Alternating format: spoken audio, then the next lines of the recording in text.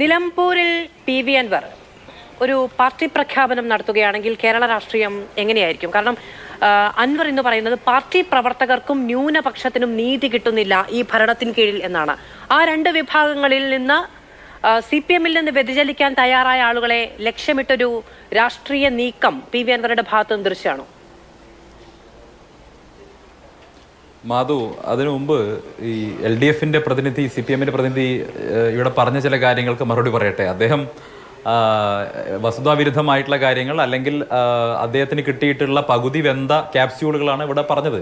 ഒന്ന്, നിലമ്പൂരിലെ ആര്യാടൻ മുഹമ്മദിന്റെ ഈ കുഞ്ഞാലിയുടെ വധവുമായി ബന്ധപ്പെട്ട കാര്യം അദ്ദേഹം പറഞ്ഞു. ശരിയാണ്, കുഞ്ഞാലി MLA ആയിരിക്കുമ്പോൾ കുഞ്ഞാലി അവിടെ വെടിയേറ്റ് കൊല്ലപ്പെട്ടു. കുഞ്ഞാലിയുടെ മരണമൊഴിയിൽ പറയുന്നത് എന്താണ്? ആര്യാടൻ മുഹമ്മദാണ് എന്നെ വെടിവെച്ചത് എന്നാണ് മരണമൊഴി പറയുന്നത്. ആ ആര്യാടൻ മുഹമ്മദ് ഒന്നാം പ്രതിയാണെന്ന് പറഞ്ഞ് 9 മാസക്കാലം ജയിലിൽ കിടന്നു. ആര്യാടൻ മുഹമ്മദിനെതിരായിട്ട് വലിയ തോതിൽ CPM-ന്റെ ഭാഗത്ത് നിന്ന് പ്രചരണം ഉണ്ടായി. ആര്യാടൻ മുഹമ്മദിനെ കൊലയാളി എന്ന് വിളിച്ചു. അതിനുശേഷം എന്താ ചെയ്തത്? ഇതേ ആര്യാടൻ മുഹമ്മദിനെ പിടിച്ചു കൊണ്ടുപോയി മന്ത്രിയാക്കിയതിനെയാണ് ഇവിടെ താത്വികമായിട്ട് അങ്ങ് അവലോകനം ചെയ്ത് കളഞ്ഞത്. ഞങ്ങൾ നോക്കൂ, ഒരു കൊലയാളിയെ, സഖാവിന്റെ കൊലയാളിയെ പോലും കൊണ്ടുവന്ന് ചെങ്കൊടി പിടിപ്പിച്ചത്. ചെങ്കൊടിയൊന്നും പിടിച്ചിട്ടില്ല. ആര്യാടൻ മുഹമ്മദ് ആന്റണിയുടെ കോൺഗ്രസിന്റെ ഭാഗമായി വന്ന് നാനാർ മന്ത്രിസഭയിൽ മന്ത്രിയായി എന്നുള്ളതാണ് ചരിത്രം.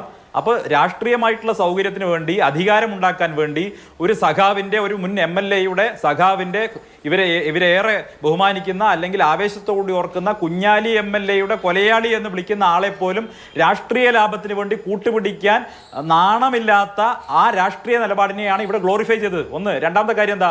ഞങ്ങൾ പകരം കൊന്നിട്ടില്ല എന്നുള്ളത്. അതും അദ്ദേഹത്തിന് കാര്യം അറിയാത്തതുകൊണ്ടാണ്. ആര്യാടൻ ഈ കുഞ്ഞാലി വധത്തിന് പ്രതികാരമായിട്ട് അവിടെ ഗോപാലൻ എന്ന് പറയുന്ന ഒരാളെ ഇവർ തിരിച്ചു കൊന്നിട്ടുണ്ട്. ഒരു ഗോപാലിനെ ഇവർ തിരിച്ചു കൊന്നു അവിടെ. രണ്ടാമത്തെ കാര്യം. മൂന്നാമത്തെ കാര്യം അദ്ദേഹം എന്താ പറഞ്ഞത്?